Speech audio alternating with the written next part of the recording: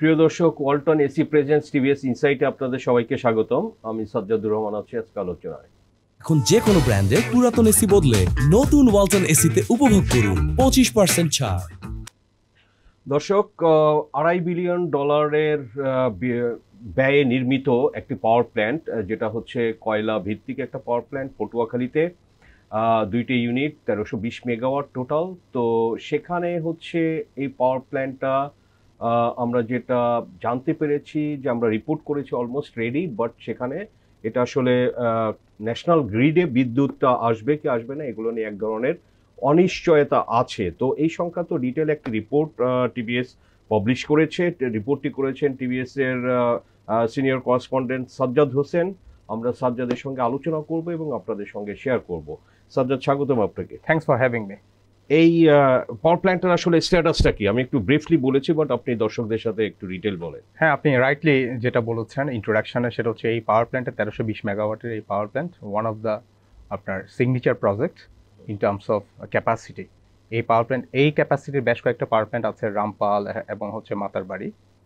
কিন্তু এই পাওয়ার প্ল্যান্টটা এখন আপনার কমার্শিয়াল অপারেশনে যাওয়ার জন্য ন্যাশনাল গ্রিডে বাণিজ্যিক ভিত্তিক বিদ্যুৎ সরবরাহ করার জন্য প্ল্যান্টটা রেডি, কিন্তু সেটা পারছে না। কেন পারছে না? সেটা কারণ হচ্ছে এই পাওয়ার প্ল্যান্টটাকে যে আপনার প্রাইমারি ফুয়েল কোল, এটা তো কোল বেসড, সেটা সাপ্লাই দেওয়ার জন্য একজন সাপ্লায়ার প্রয়োজন। এই সাপ্লায়ার কেন্দ্রিক কমপ্লিকেশনের কারণে এই পাওয়ার কমপ্লিকেশন হচ্ছে সাপ্লায়ার নিয়ে। ও রাইট, সেটা হচ্ছে এই পাওয়ার প্ল্যান্টটার যদি কোনো সাপ্লায়ার নিতে চায়, সেখানে টেন্ডার কল করতে হয় একটা কম্পিটিটিভ বিডিংয়ে। এই বিডিং প্রসেসে বেশ ঝামেলা। আপনি যদি দেখেন 2024-এর জানুয়ারি থেকে এই বছরের 2025-এর 3 ফেব্রুয়ারি পর্যন্ত 3বার আপনার এই লং টার্ম সাপ্লায়ার নিয়োগ করার জন্য আপনার বিড কল করা হয়েছে, টেন্ডার কল করা হয়েছে। আপনার প্রত্যেকবারেই একটা কোম্পানি, সেটা হচ্ছে Singapore based Yangthai energy PT limited নামক একটা কোম্পানি, বারবার সিঙ্গেল বিডার। কারণটা কি সিঙ্গেল বিডার হওয়ার কারণটা কি? অন্য কেউ কেন পার্টিসিপেট করছে না? হ্যাঁ, এখানেই হচ্ছে, এটাকে নিয়ে হচ্ছে আমাদের স্টোরি। কেন হচ্ছে এখানে বারবার একটা কোম্পানি এত বড় একটা বিশাল একটা স্কেলের, আর হচ্ছে এই টেন্ডারটা কল করা হয়েছে হচ্ছে 5 বছরের জন্য দীর্ঘমেয়াদী একটা কোল সাপ্লায়ার। তো in that case it's a very lucrative contract for any supplier যারা কোল ট্রেড করে। এখানে টেন্ডারের যে বিষয়গুলো, যে ডিজাইনটা যেভাবে করা হয়েছে, ফর এক্সাম্পল আপনার বিডিং মেথড, এখানে এমনভাবে বিডিং, যদি হ্যাঁ দুইটা মেথড এখানে ফলো করা হয়, single 1 stage 2 envelope, 2 stage 2 envelope. জিনিসটা কি একটু সংক্ষেপে বলেন। আচ্ছা, জিনিসটা হচ্ছে 1 স্টেজ 2 এনভেলপের যে প্রবলেমটা হচ্ছে, ফাইন্যান্সিয়াল এন্ড টেকনিক্যাল প্রপোজাল একসঙ্গে দিতে হয়। আপনার যদি ইন কেস যদি আপনার কোনো বিডার যদি একটা ধরেন একটা কাগজ, সে ডকুমেন্টস একটা ভুলক্রমে সে সাবমিট করতে পারে না, সে আউটরাইট রিজেক্টেড, তার কোনো দ্বিতীয়বার তাকে জমা দেওয়ার কোনো সুযোগ নেই হচ্ছে সিঙ্গেল স্টেজ 2 এনভেলপে। হয়ারেস আপনি যদি 2 স্টেজ 2 এনভেলপ করেন, ধরেন আমার ক্যাপাসিটি আছে, আমি না মানে যে কোনো একজন, আমি এক্সাম্পল হিসেবে বলছি, যে কোনো একটা কোম্পানির ক্যাপাসিটি আছে, সামহাও সে কোনো একটা দুইটা ডকুমেন্টসে মিস করলো। 2 স্টেজ 2 এনভেলপ হয় কি, আপনি যখন প্রথম টেকনিক্যাল ইভ্যালুয়েশনটা প্রথমে জমা দেয়, সেখানে যদি কোনো কাগজ মিসিং থাকে, তখন যে আপনার টেন্ডারার যারা অথরিটি, যারা আপনার সাপ্লায়ার নিয়োগ দিবে, তখন তারা ওই বিডারকে বলে, এই যে আপনার টেকনিক্যাল প্রপোজালটা আমরা খুললাম, এখানে কয়েকটা হচ্ছে ডকুমেন্টস মিসিং, আপনি কাইন্ডলি একটা এই সময়ের ভিতর আপনাকে দিতে হবে, otherwise you will be disqualified outright. কোন ইয়েতে ছিল? শর্ট স্টেজে ছিল? 1 স্টেজ 2 এনভেলপ, 2 স্টেজ? এটা হচ্ছে আপনার এখানে এই যে আমাদের যে স্টোরিটা, সেখানে টেন্ডার মেথড করা হয়েছে, টেন্ডার যে মেথডটা ফলো করা হয়েছে সেটা হচ্ছে 1 স্টেজ 2 এনভেলপ। যে কারণে অনেক কোয়ালিফাইড বিডার, যেমন ধরেন এই যে আমি যদি বলি থার্ড টাইম যে বিডিংটা হলো 3 ফেব্রুয়ারি 2025-এ, সেখানে 10টা কোম্পানি ইনক্লুডিং 4টা বাংলাদেশি কোম্পানি, আর বাকিগুলো হচ্ছে ফরেন ফার্মস, তারা আপনার বিড ডকুমেন্টস পারচেস করেছে। কিন্তু এন্ড অফ দ্য ডে দেখা গেল যে 4টা কোম্পানি আসছে। এই 4টা কোম্পানির ভিতর দেখা গেল একটা কোম্পানি, যেই সাপ্লায়ারটা এইবারও আপনার কোয়ালিফাইড বিডার হিসেবে আসলো, শেষ পর্যন্ত মানে টিকে গেল টেকনিক্যাল প্রপোজালে, তার এখন ফিনান্সিয়াল ইভ্যালুয়েশনটা চলতেছে, এই কোম্পানিটা এর আগে যে 2বার করা হলো বিডিং, সেখানেও আপনার কোয়ালিফাইড বিডার হিসেবে আসছে। তো আমরা যখন এই স্টোরিটা স্বাভাবিকভাবে এত বড় একটা সাইজের পাওয়ার প্ল্যান্ট, দীর্ঘমেয়াদী একটা কোল সাপ্লাই, বিভিন্ন সোর্স থেকে আমাদের কাছে ইনফরমেশনগুলো আসা শুরু করলো। এখানে কেন একটা কোম্পানি বারবার আসছে, কেন অন্যান্য কোম্পানিরা, যেহেতু বাংলাদেশে আপনার রামপাল বলেন, তারপর হচ্ছে মাতারবাড়ি বলেন, ছোট ছোট অন্যান্য পাওয়ার প্ল্যান্টগুলো, সরকারি পাওয়ার প্ল্যান্টগুলোতে সেখানে সাপ্লায়ার আছে, তারা কেন তাহলে এখানে আসছে না? এটা আমরা ডিগ আউট করতে গিয়ে আমরা যেটা পেলাম সেটা হচ্ছে এমনভাবে স্ট্রিনজেন্ট কিছু আপনার টার্মস অ্যান্ড কন্ডিশন এখানে ফিট করা হয়েছে, যেটা হচ্ছে শুধুমাত্র আপনার ফিট করা হচ্ছে যে কোম্পানিটা এখন পর্যন্ত 3বার কোয়ালিফাইড হয়েছে, সিঙ্গাপুরের কোম্পানি ইয়াংতাই, রাইট, সিঙ্গাপুর এনার্জি। এটা কি মানে কি কন্ডিশনটা কি? কন্ডিশনটা হচ্ছে যে কারণে ওই সিঙ্গাপুরের কোম্পানিটাই বারবার তারাই সিঙ্গেল বিডার হিসেবে তারা আপনার আসছে, এটা কি কন্ডিশনের কারণে? হ্যাঁ, ওই যে প্রথমে একটা বললাম single stage two envelope method, ওখানে যদি যেটা বললাম কেউ যদি একটা ডকুমেন্ট যদি ইনিশিয়ালি, হ্যাঁ ওইটা বলেছেন আপনি। এরপরে যদি আমি যদি বলি, ধরেন আপনি যেমন কোল মাইনের স্পেসিফিকেশন, কোলটা যে মাইন থেকে আসবে সেখানে যেমন ধরেন আপনার কোলের রিজার্ভ যেভাবে চাওয়া হয়েছে, তারপর হচ্ছে কোল সাপ্লায়ারকে এখানে আপনার যে একটা কমিট করতে হয়, যে হ্যাঁ এটা সবার ক্ষেত্রে, সেটা হচ্ছে আনওয়েভারিং আপনার একটা সাপ্লাই কমিটমেন্ট নিয়ে আসতে হবে যে অ্যাজ এ ট্রেডার তারা কোল মাইন থেকে আনইন্টারাপ্টেড সাপ্লাই দিতে পারবে। এখন আপনি কমিটমেন্ট লেটার, যেটাকে বলে কমিটমেন্ট লেটার, এই কারণেই কিন্তু বেশ কয়েকটা কোম্পানি কিন্তু আউটরাইট রিজেক্ট হয়ে গেল। এটা আপনাকে কখন দিবে? এখন দেখেন, এটা যদি 2 স্টেজ 2 এনভেলপে হতো, তখন যদি আপনার মাইন অথরিটি যদি দেখতো আমার যে বিডার যে আমার সাথে কাজ করতে চাচ্ছে সে অলরেডি টেকনিক্যাল প্রপোজালে কোয়ালিফাইড, দেন তারা হচ্ছে একটা আস্থায় নিতে পারতো যে হ্যাঁ ওকে সে আমার সাথে কাজ করতে চাচ্ছে, সে অলরেডি টেকনিক্যাল ইভ্যালুয়েশনে কোয়ালিফাইড, আমি তাকে যদি এই ধরনের একটা লেটার দিই, কমিটমেন্ট লেটার দিই, সাপ্লাই কমিটমেন্ট লেটার, তাহলে সে হচ্ছে আমার কাজটা করতে পারবে এবং আমারও পারপাস সার্ভ হয়। কিন্তু এই ক্ষেত্রে দেখা গেল এই থার্ড বিডে যেই 10টা কেনার পর 4টা সাবমিট করলো, শুধুমাত্র আপনার সাপ্লাই কমিটমেন্ট আনতে পেরেছে একটা company, and this company is Yangthai energy limited. Okay, তো এইসব বিষয়গুলো আপনার বেশ কিছু আপনার এই যে স্বাভাবিকভাবেই অফিসিয়ালদের ভিতর পাওয়ার ডিভিশন বলেন, বিপিডিপি বলেন, আরএনপিএল যারা অথরিটি এটা কল করেছে, তাদের ভিতর বেশ সন্দেহের উদ্রেকগুলো আপনার ঘটছে আর কি, বেশ সন্দেহ তাদের ভিতর, বেশ সন্দেহ যে কারণ কি বারবার একই কোম্পানি।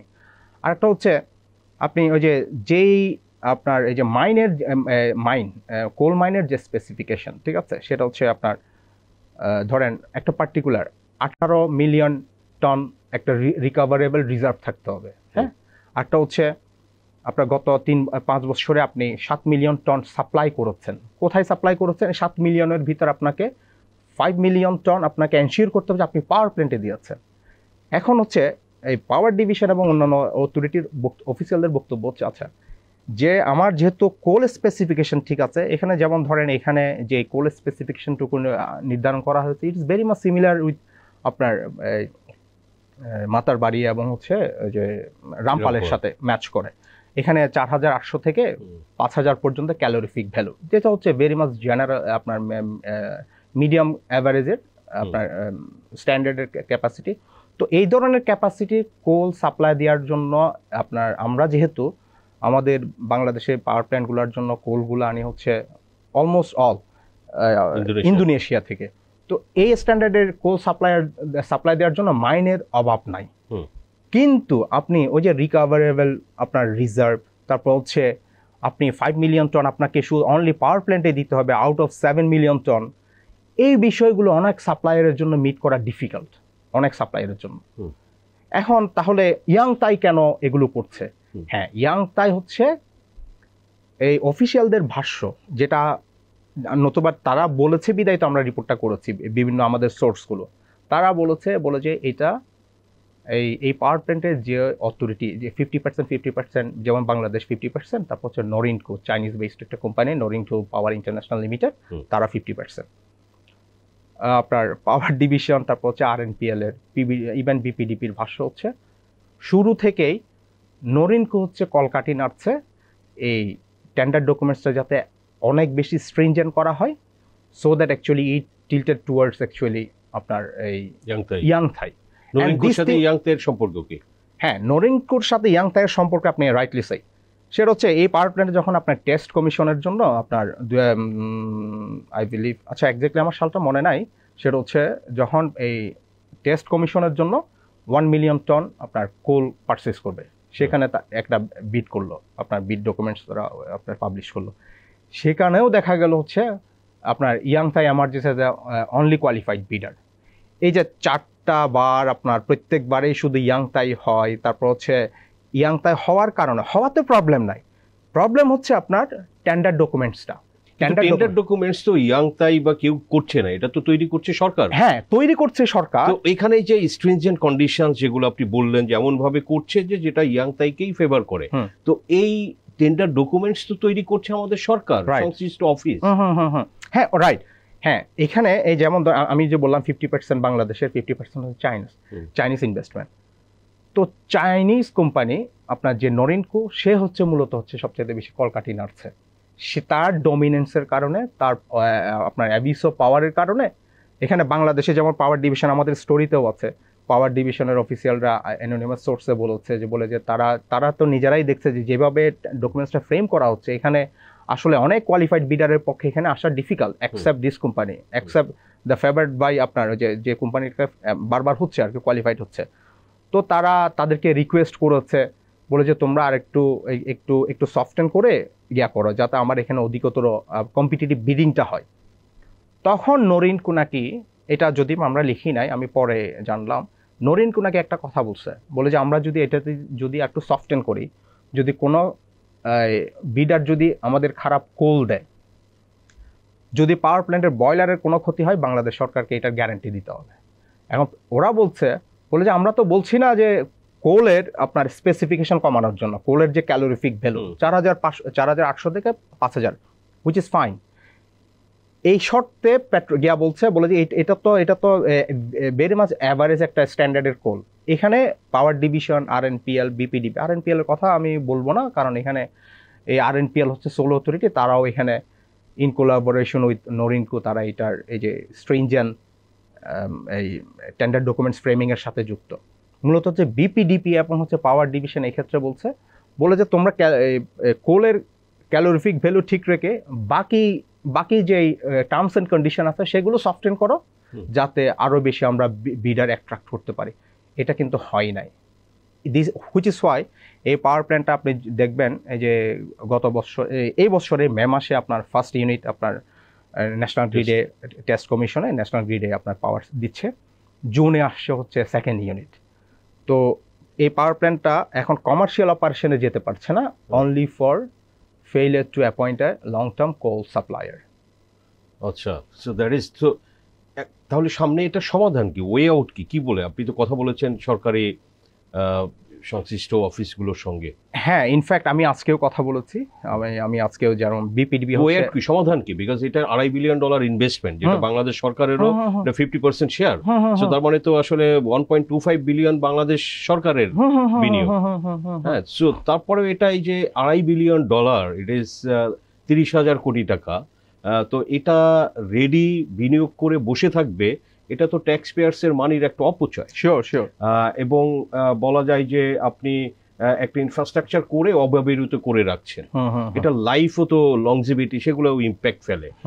তাহলে আসলে এটা সমাধান কি, সরকার কি বলছে, এনার্জি মিনিস্ট্রির লোকজন বা পিডিবির লোকজন কি বলছে? হ্যাঁ, আমি আজকে কথা বলেছি, আজকে বিপিডিপি চেয়ারম্যানের সাথে আমি দেখলাম যে তাদের কোনো, হ্যাঁ তারা বলছে যে আমাদের রিপোর্টটা তারা কগনিজেন্সি নিয়েছে। বিপিডিপি চেয়ারম্যান আমাকে যে বললো, কারণ হচ্ছে এই পাওয়ার প্ল্যান্ট থেকে বায়ার হচ্ছে বিপিডিপি, সে যদি দেখে আপনার এই যে এখানে টেন্ডার ম্যানিপুলেশনের কারণে একটা কোম্পানিকে যদি আপনার কাজ দিতেই হয়, ইনফ্যাক্ট আমি তো একটা কথা ভুলেই গেলাম, সেটা হচ্ছে এই কোল প্রাইসিংয়ের ক্ষেত্রে হায়ার প্রাইস কোট করেছে তারা, যে প্রাইসটা সেটাও তারা তো জানে, এমনভাবে টেন্ডারটা করা হয়েছে, Yangtai energy will be the ultimate আপনার কোয়ালিফায়ার। সুতরাং তারা যদি আপনার হায়ার প্রাইস যদি আপনার করে যে কোট করে, তখন আলটিমেটলি তো তাদের কিছু করার নাই।